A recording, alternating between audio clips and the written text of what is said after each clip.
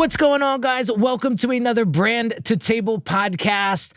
We are officially starting. This is episode 1, actually, of the influencer series that I am starting here on the show.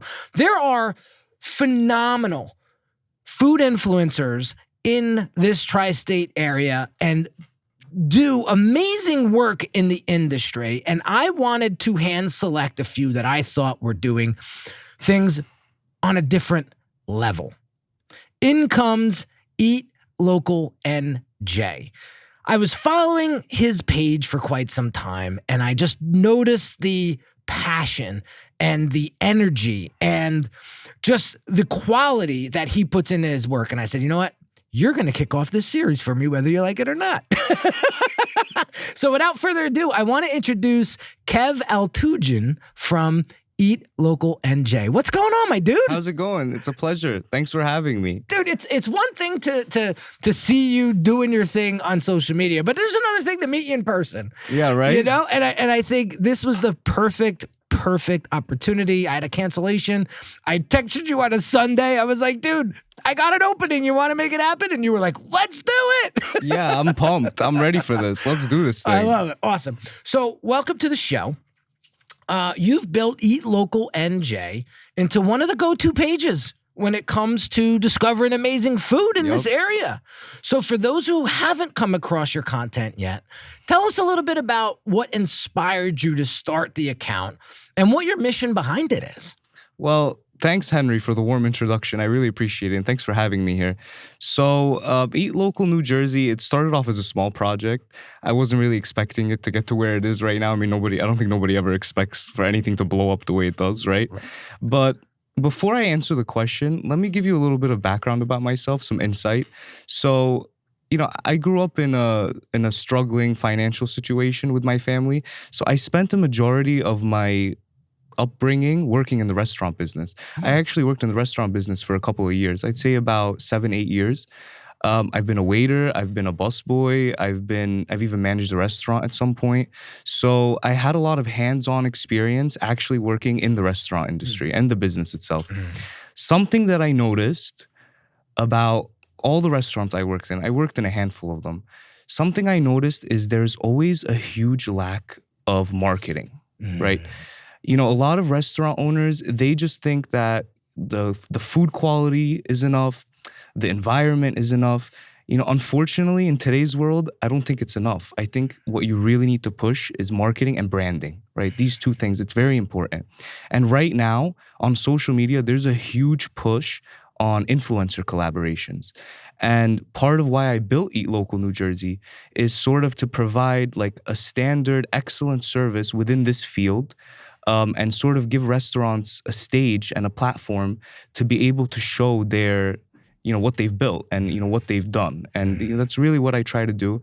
And it always makes me really happy to speak with the restaurant owners after they use my service because, you know, I collect a lot of feedback and I see how I perform for them and how much I impacted their restaurant. And you know, there are a lot of influencers out there that really can make a big impact for your business. And if you do the right strategy, I'm sure we'll talk about it a little bit more right now, but you know, that's kind of the bearing of it, of what I do. That's awesome. Yeah. So let's start with something every restaurant owner can relate to, and that's that rush of excitement when a post goes live, right? And the reservations spike for like a week, right? Yeah, fair. And then it kind of dies down a little bit. So why do you think that happens? And how can restaurants build some more sustainable momentum from the influencer collaboration, such as yourself? That's a great question. So I will say that the influencer collaboration itself, look, it will get you a lot of action. It will get you a lot of traffic. It's not a Hail Mary play. It's not going to completely transform your business, okay? I think that ultimately the influencer collaboration, you have to view it as a component, right? It's a component of an overall marketing strategy. And, you know, a lot of these, what I mentioned earlier, a lot of these restaurants, they don't have that proper marketing strategy. And that's kind of what you're pushing here with Brand to Table. You're pushing marketing to businesses. And that's also what I'm trying to do because it really, marketing itself will make or break your business. That's what's affecting your business. So, you know, one thing I would say to answer this question, you should use the influencer collaborations as a tool to push your actual marketing. So there should be a lot of in-house marketing as well. There should be a lot of remarketing where you're trying to bring in these new people. I call it new business development. You want to introduce people to your restaurant. You want to bring people that have never been there, and you want to keep them coming. That's really the goal. So in that sense, using collaborations as a tool to achieve that, that's ultimately the direction you want to go into it. I think a lot of restaurants, they think that it's just they do the collaborations and that's it. But there's a lot more to it. It's a huge plan. You can get a lot of results just by doing the collaborations, but if you really build that overall strategy and you implement all these different types of tools that you have available to you now, including the influencer stuff, you will see a lot of results. Like your business will do a lot better. Yeah, and you bring up a good point. Like I love that you said it's a component. It's not a Hail Mary. Yeah. I want to emphasize that. But I also think like you would be like the lure in your collabs, your awareness, right? That you are amplifying for them. They come in, now what? And I think that's what you're talking about, right? So, it's funny. We're doing this right now with a client where we're having an influencer event, 6-7 influencers coming in at one shot. We're doing this big kickoff holiday event. And then we have a bounce back campaign. So they come in. If you're a first time guest, you're going to get something. And that's going to get you back a second time. Exactly. When they come back a second time, you're going to get something a little extra. And then that's going to get you back a third time. And we all know you get them back 3 times. You got them for life, right? That's what you want. That's your goal, right? As a business owner, that's what you're trying to do. I actually think the influencer events, a lot of people have been doing them. Those are also very good for businesses where you just invite a bunch of influencers, without any rules for them. Like just come and enjoy the restaurant, Right. Exactly. And in this particular restaurant, they're doing like a decoration blowout. So they're coming in and they're redesigning and decorating the entire restaurant in like holiday theme, like big Christmas lights hanging from the ceiling. Wow, that's pretty cool. It's gonna be insane. They brought in a professional designer, so it's gonna be something else. We should talk about this because I think cool. You should be there. Yeah, I think you should be I'll there. Definitely make it there. Yeah. Right? All right, let's talk about how restaurateurs and restaurants are treating influencers. So a lot of restaurants treat influencer marketing like a one night stand. Okay. Right. Yeah, I could see that. And they want a quick hit instead of a real relationship. So what are some benefits of treating it like a partnership instead of a transaction? I think you kind of led to that in your last response, but let's go a little deeper there. Yeah, I mean, that's a great question. One thing I'll say about the question, I want to change one thing about your question. I don't know if I'm allowed to do that. Oh, absolutely. In your question, you ask, the restaurants are the ones treating it like a one-night stand. I think it's a two-sided debate. I think the influencers also treat it as a one-night stand sometimes. It could be the restaurant, could be the influencer. So there's two sides to the story, right? In my experience, I've gone to at least a couple hundred restaurants at this point. In my experience, most restaurants do actually try to build a relationship with me. I've noticed that. I think that a lot of restaurants, they see a lot of value in building relationships with influencers. To those that don't, I very much recommend that they start building relationships. And I also recommend to the influencers as well that are watching and listening to also build relationships with the restaurants. Because, there's a couple of factors to it. One, I mean, we're all humans, right? At the end of the day, every restaurant has a story. Every restaurant has an owner and a family behind it. So it's good to network, make friends, grow the industry basically, and learn what everybody does and meet each other. And on the other side, it's also good for each other because influencers, they know other influencers, and restaurants, they know other restaurant owners. So it's really just like an overall win-win on both sides to build relationships.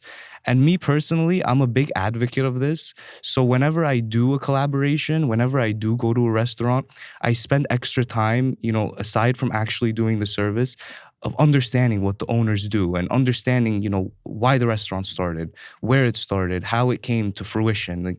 All these things, I like to understand them because not only does it make my service better because I understand the restaurant more, but you also build real human connections. And I think that really comes down to it in business. Doing good business is about having real personal human connections. So it's a good question, and I really encourage everybody watching to build those relationships with each other. I think it's very important. I love it. Dude, that is such a clip right there. Yeah, right. All right, let's talk about. You worked with a ton of restaurants. Yeah, a right? lot. Which ones do a great job of repurposing influencer content across their own marketing? And what can owners learn from those examples? That's a great question. I've seen a lot of restaurants doing great marketing with influencers, like an amazing job. And I'll be honest with you, those restaurants that I see doing that are always the restaurants with a line out the door. Like they do an incredible job at it. They book the right people, and their restaurant's just always busy. Like you could go on like a dead day, like on Monday, you'll show up and the restaurant's just packed, and you're like, where the hell are all these people coming from, right? So, a specific example, I don't like to go too much into names, but I can think of one restaurant in Clifton, New Jersey. It's called Yasmin. It's a Mediterranean restaurant. I know the owner. He's a very nice guy. They're good people. They're very hospitable too. They recently did a big renovation of the restaurant. And after their big renovation, they did a heavy push on influencers. And I would say they average about maybe 5 to 7 collaborations a month, which is a little bit on the higher side. Yeah, I'd in my say. opinion, it's a little higher.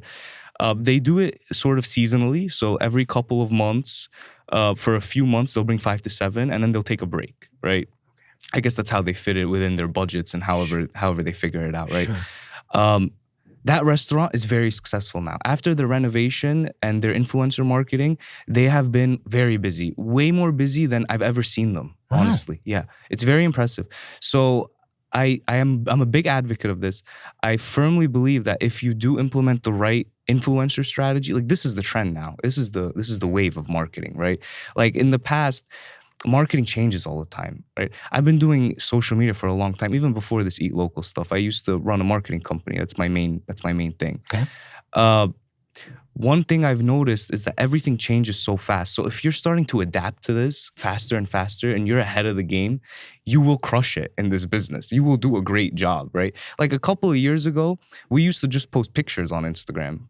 You remember those days? That's right. Like, Those days are long gone. Yeah, long gone. Now if you post a picture, no one's going to drop any likes, nothing for you, right? Now it's all about videos, it's about reels, it's about these. Now it's shifting. It's going to be about social media influencers. It's going to be about collaborations, collaborating. You know, one day, who knows, it could be something else, right? But that's the trend right now. So the restaurants that are taking advantage of that trend and sort of seeing it as an opportunity, they're ahead of the game right now, and they're making good money. They're taking care of themselves. Yeah, I love how this particular restaurant took some time to think about the strategy versus them just hiring you willy-nilly and just, shooting from the hip. They planned it. And one thing I'll say is, part of what I do as well, aside from just going and providing the service of the collaboration, goes back a little bit to the networking thing. When I speak to the owners, I try my best to give, my experience, my advice, and sort of educate as much as I can about like my experience on how this stuff has all worked and how it all works for other people, and what the right influencers are that you should go for, and why you should be doing influencer marketing. And a lot of collaborations that we've gotten have been the first time a restaurant has ever collabed with anyone. They watch my page, they watch me, and they're like, I want to give this a shot. And then they reach out to us. And I take great pride in that because I feel like these people, they're trusting me to sort of introduce them to this new market. And I think this is something across a lot of restaurants that they're very skeptical about this sort of thing. So when I come and I give them a good service and I give them a good experience and I explain to them the benefits of it, I've noticed that there's been a handful of restaurants that after me have started doing a lot of influencer collaborations, and they started shifting into that new marketing. And that makes me very happy to see, And those restaurants, they've been doing very well now. Yeah. Like they do very good. Yeah. So part of it is sort of introducing this also to the market. You know what I mean? Like the more it becomes a trend, the more people are discovering it, the more people you have to introduce it to. Yeah, and you got to educate. And I love that you do that because a lot of times you have restaurateurs that have a philosophy of, well, if it wasn't for my restaurant, you wouldn't have any content.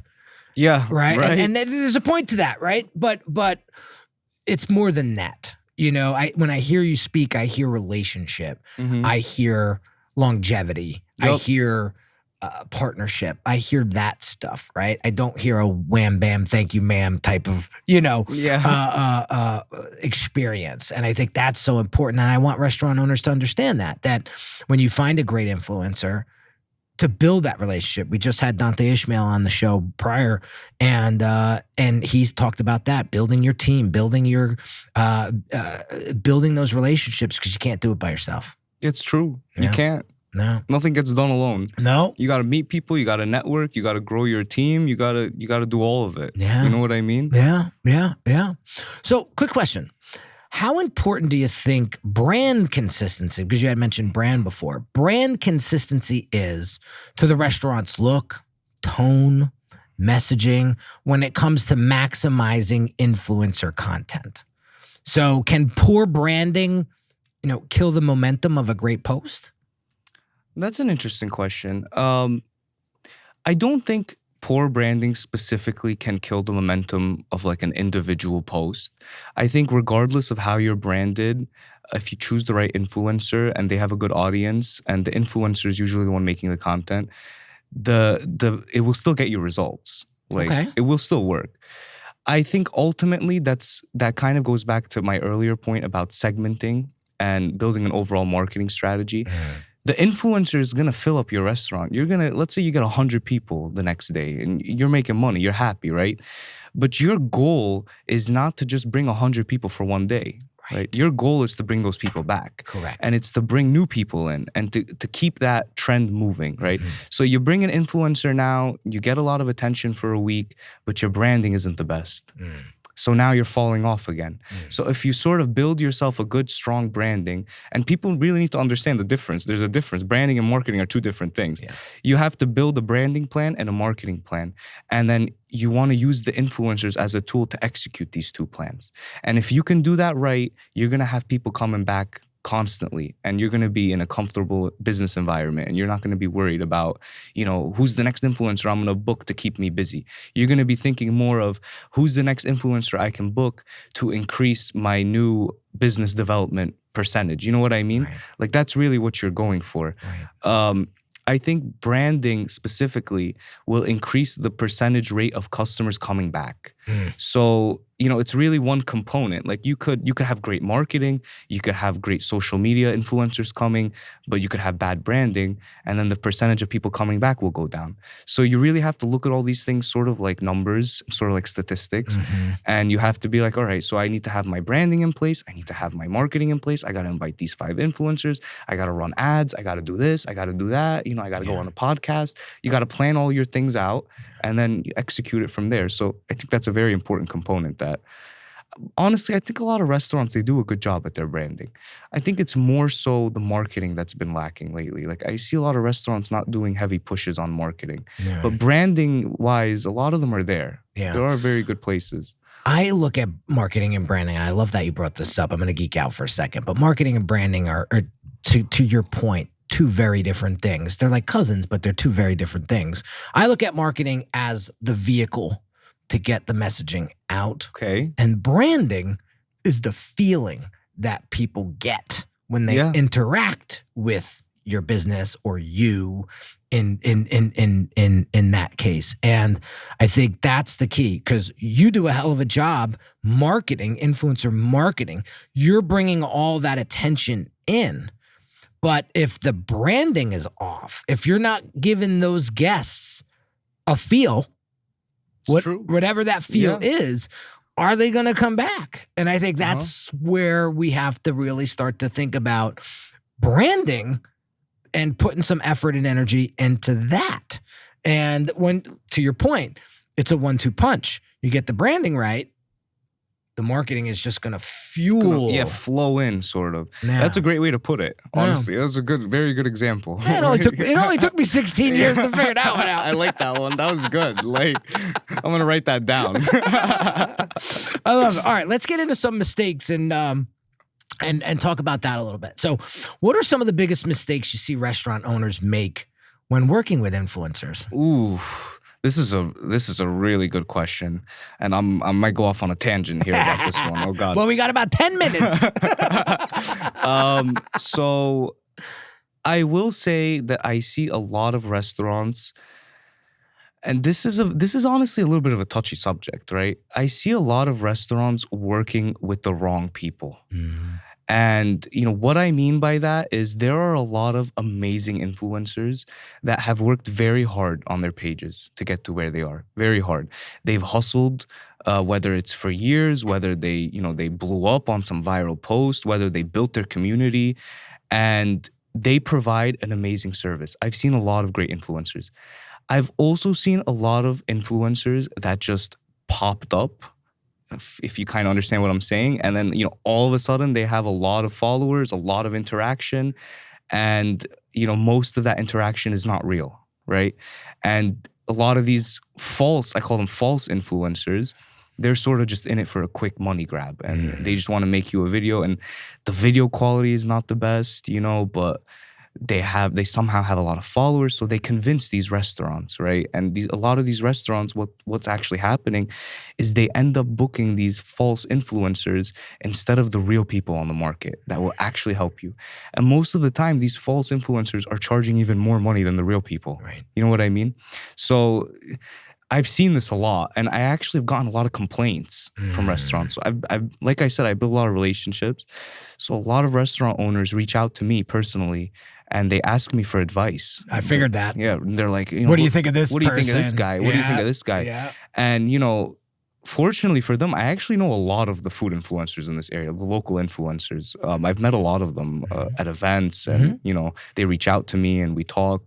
So usually when it's someone who I think is good, I'll tell the restaurant, this person's amazing. Yeah. Like, give him a shot. This is a great person.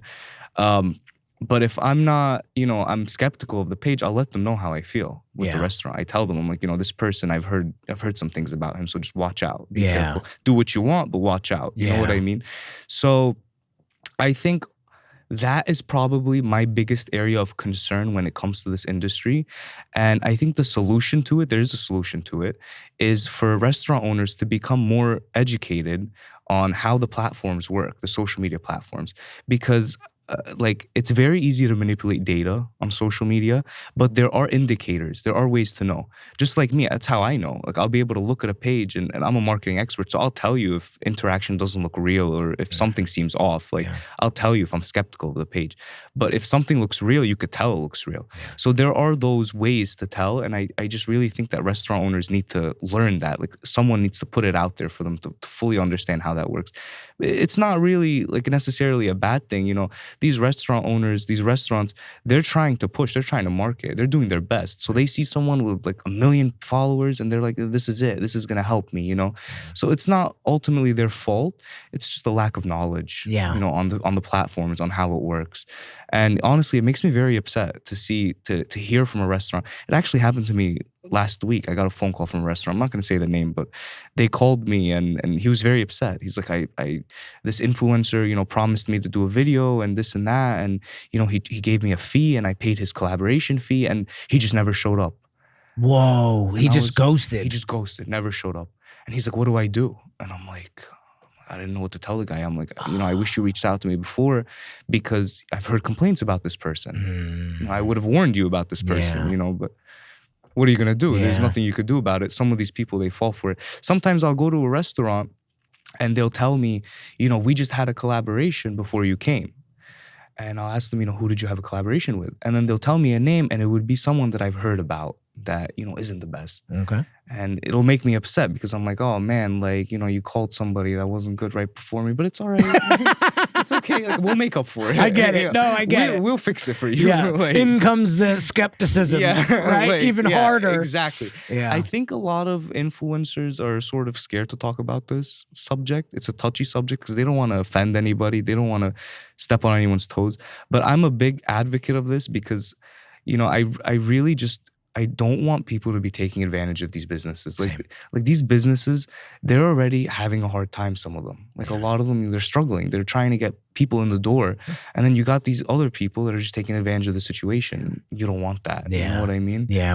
It's funny you say that because when I'm working with clients, I always tell them right out of the gate, if I'm coming on board, I'm treating this restaurant like it's mine. Yeah. And this is, so when we talk about influencer marketing budgets, when we talk about print budgets, we talk about ad spend budgets, I'm always like, I'm very conscious that this is your money. And I want to spend your money as if it was my money. Yup. And I'm going to, I play the conservative side most of the time. And I'll tell them, listen, this is your money and I understand that. And you know, if you want to spend $1,000 on influencer marketing, great. But let me help you pick the right ones, because to your point, I've been doing this a long time. I did a lot of influencer marketing way back before it was cool. And we're talking about like big, like mindset influencers, things like entrepreneurial, like Millionaire Mentor. You remember him? Wow, yeah. Yeah, like I did so much business with that guy back in the day. It's pretty cool. So, you know, I go back to that era of influencer marketing when it first started to come on the scene. And so, you know, listen, I got burnt. I spent $4,500 Wow. on a campaign. Wow. And I got 25,000 followers from China. Oh man, that's what I'm talking about. Yeah. See, that's what they do. So, you know, that account is no longer with us, RIP.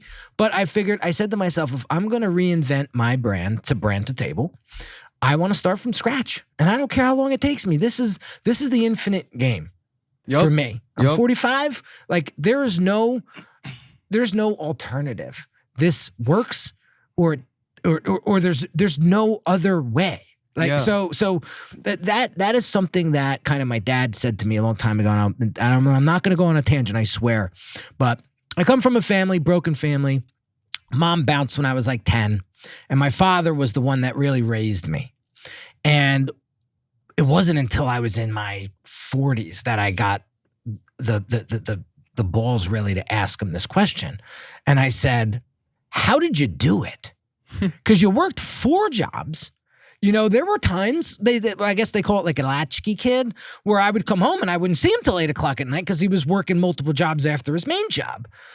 And you know what he said to me? I could get a little emotional just thinking about it, but he said to me, Henry, what was I going to do? There was no other option. It was, I have to take care of my son. You didn't have a choice. He didn't have, there was no babysitter. There was no, he didn't believe in that. He was like, no, we'll figure it out. I would go to jobs with him because he's a mechanic. Mm-hmm. I would go to jobs with him and he'd be changing oil and I'd be sitting in the car like, you know, playing with my G.I. Joes. Like, wow. and it was 9, 10 o'clock at night. And I had school the next day. You know, I took the New Jersey Transit when I was 9 years old. And my wife to this day, she's mind blown that I was taking the Jersey Transit bus when I was 9 to get to school. Yeah. And so, because my son is 8 and I could not fathom him getting on a transit bus right now by himself. Right. But I say that, and I think that stuck with me, Kev. I say to myself, I'm building this business now as just a legacy brand that like I want people to remember. And it just, this hit me when you said, I don't like to see people get taken advantage of. Because I remember when I got taken advantage of. Yeah, it's messed up. It's a dangerous world out there. Like people will take advantage of you. Yeah, and they won't even think twice about it. They won't. No, they'll just do it. And that's some of the thing. And I always say, you know, I will say, one thing I will say, I've noticed we do get a lot, like I said earlier, we get a lot of first-time collabs. And I do think it's because, you know, of the work we do. It is presented very nice. Like we do our best at Eat Local to make the best possible video we can make. We put a lot of effort. Well, it's very engaging. It's engaging, yeah. I think a lot of restaurant owners recognize that sort of talent. So sort of to go back to what you were saying about brand and table, you're starting from scratch.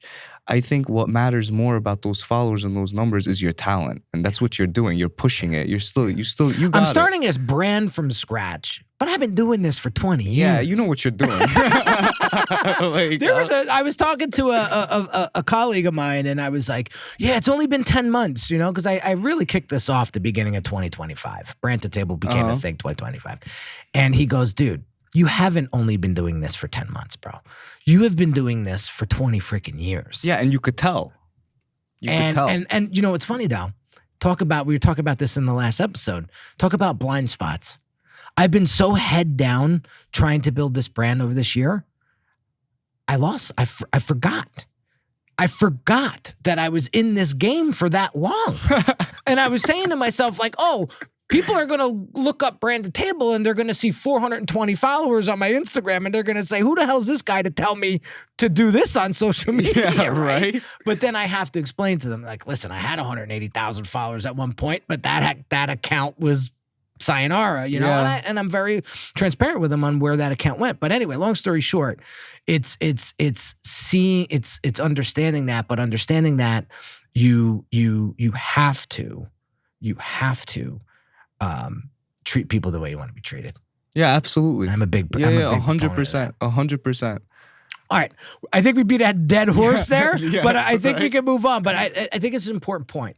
I really do, because there's a lot of trash out there and we got to be able to sift through it. So owners will ask how to measure ROI on influencer campaigns. I think this is an important question. What are some realistic ways to track results and know if the partnership is actually paying off? This is a difficult question to answer. So I actually get asked this very often by restaurant owners. You know, how do we know what you're doing is working for us, will work for us, or, you know? So honestly, there is no exact way to pinpoint exactly how much a collaboration has returned to you. In my opinion, I don't think there's a way to completely like calculate that number. But I will say, overall, if you start implementing an influencer strategy, you sort of have to not look at it from the mindset of what is this individual video doing for me? You don't want to look at it like that. Actually, overall marketing in general, you don't want to look at it like that. You don't want to run a commercial and be like, how much money did this specific commercial make me? You want to run 10 commercials, right? And then you want to see how those 10 commercials are impacting your business. You could test each commercial and see which one performs better from not a monetary standpoint, but from an interactive standpoint to see how many views you've received, how many people interacted, how many comments you got. You could calculate those things and run a commercial, more of a budget on the commercial that's performing better. But in order to really measure results, you sort of have to run the whole marketing campaign as a whole and then measure the results off of that campaign. I don't know if that makes any sense. No, it makes 1,000% sense. And 1,000% sense. I like that one. That was great.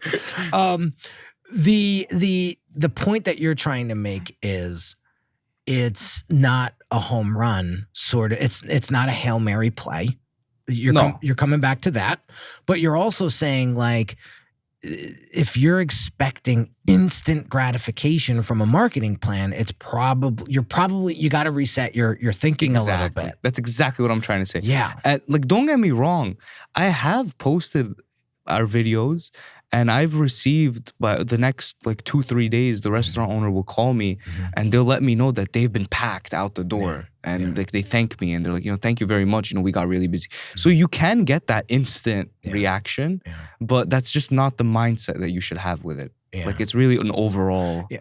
Listen, we would need another episode to kind of dive into ROI of influencer marketing, which I think might not be a bad idea. Yeah, because I love our conversation. I know that you have a deep knowledge of this stuff too. I could tell, but you know, some of the things that you have to pay attention to, though, it just what it is, you know, the views and the comments and things and that's not necessarily a telling if that influencer marketer was effective.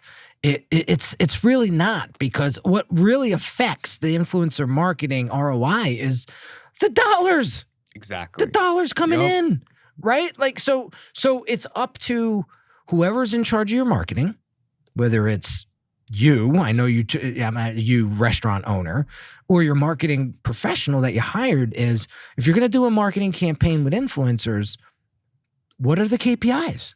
You got to set those in play prior, right? So like, that's when you have to start thinking of promo codes, or mention this or mention that, or come up with something creative so that influencer can execute that for you, and then take it from there. But that is a rabbit hole we don't have the time to go into right now. That's a big one. But let's do one more question, because that's all we have time for. And let's end it with this one here. If you can give one piece of advice to a restaurant owner who's about to launch their first influencer campaign, what would it be? Ooh, this is an interesting one. So if you're a restaurant owner and you're starting a new influencer campaign, the first thing I recommend you do is do your research. Amen. I think this is in my head, there was like a multiple choice list of questions. This is very important. It goes back to everything we were talking about in this meeting. Do your research. Make sure that the person you're working with has a good reputation. I think that's like something that's just very important. You know, it's not that difficult to gauge someone's reputation on social media. You can, you know, it's mainly it's based off of the interaction, but like we said, it could be manipulated. So you can really gauge based off of who they're working with. You know what I mean? Like there's other factors that can play into it. So that's the main thing I would advise everybody. Do your research and then sort of ease yourself into it. You know, don't overwhelm yourself. I see a lot of people that are like, okay, we're going to start doing this collaboration stuff. And then they'll book like 10 influencers in the first month. And they're like, come on, let's go, guys. Yep. Ease yourself into it. Try one out, try two out. See how it's performing. Watch different influencers. Like, really pick who you want. Like, honestly, if I was a restaurant owner, there's a huge market of influencers. There's a lot of people. Like, it's kind of like you're shopping for them. You can sort of just like look through them and be like, there's Nordstrom's and then there's Target. Yeah, there's like Nordstrom's and Target. Yeah, exactly. Right? So look and try to find like the quality that you want for your business. You know, don't just base it off of, oh, this guy's got a lot of people. This guy's got a lot of followers. Base it off of, how nice is this quality? How nice is this video? Do I want this to represent my brand, right? That's what you're looking for. Don't just pick blindly. Like, and that's like a very important. Going back to branding. Yeah, going back to branding. It goes back to your branding, and it's just a very important point. Very important. I love it. Make sure, so the influencer matches your brand identity, your brand values, your brand position. Exactly. Yep. Exactly. Right on the dime. I love it. Kev, where can people find you on social media? Well, you could find us on Eat Local New Jersey. It's at Eat Local NJ on Instagram. You could also find us on TikTok. And you could check out our blog, eatlocalnewjersey.com. We write tons of articles on there about local New Jersey businesses. And we've actually just started a small secret project, which I'm going to hint in this video. We're starting a new page. It's called the New Jersey Local Guide. And it's going to be sort of influencer marketing the same way as Eat Local, but for non-food related businesses as well. So we're doing, you know, two different types of operations, but our main is still Eat Local New Jersey. Like, we're focused on restaurant businesses. That's awesome. Yeah. Kev, what a pleasure. It was such a great conversation. I'm glad that you were the one to kick off this series. Yeah, right? This is exciting. It's an honor, honestly. I love it. Well, I appreciate you coming on the show, and you will, I have a feeling, guys, you're not going to see the end of him today. I think this is a series that's about to spawn into something pretty amazing. But guys, I hope you got something out of today's conversation. I'm sure you did. And just, again, take what Kev said and apply it. And if you have follow-up questions, either reach out to him, reach out to me, and I promise you that we're going to guide you in the right direction to make sure that you pick the right influencer and the right campaign for your restaurant. So again, guys, I can't do this show without you.